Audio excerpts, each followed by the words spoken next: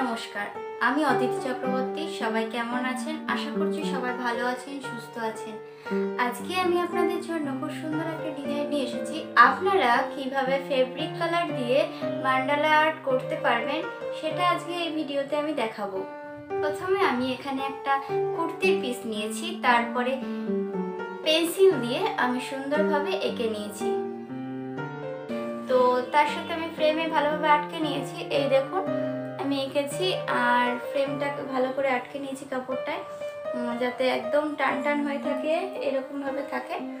তো আঁকতেও খুব ভালো লাগে, সেইভাবেই আমি করার চেষ্টা করছি আর আপনাদের দেখাচ্ছি।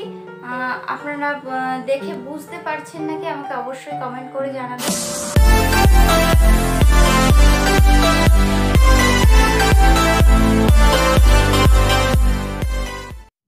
আমি এখানে ওয়াটার ব্রাশ করব, তাই একটু জল নিয়ে নিয়েছি। তুলি দিয়ে আমি জলগুলো লাগিয়ে নিচ্ছি কাপড়ে।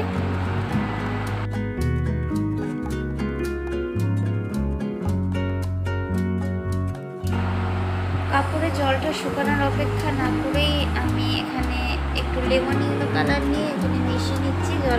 জলে সামান্য একটু করে দিচ্ছি আর রঙগুলো ছড়িয়ে যাচ্ছে। এতে ডিজাইনটাও আরও সুন্দর হবে আর দেখতেও সুন্দর লাগবে। এটাকে বলা হয় ওয়াটার ব্রাশ।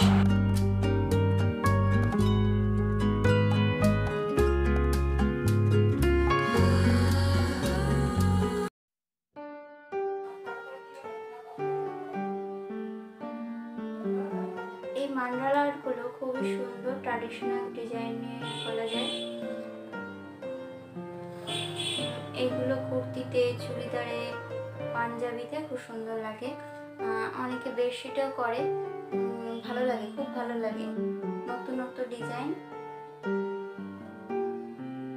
আপনারা ট্রাই করে দেখতে পারেন। আমি একদমই আজকে নতুন ডিজাইন নিয়ে এসেছি।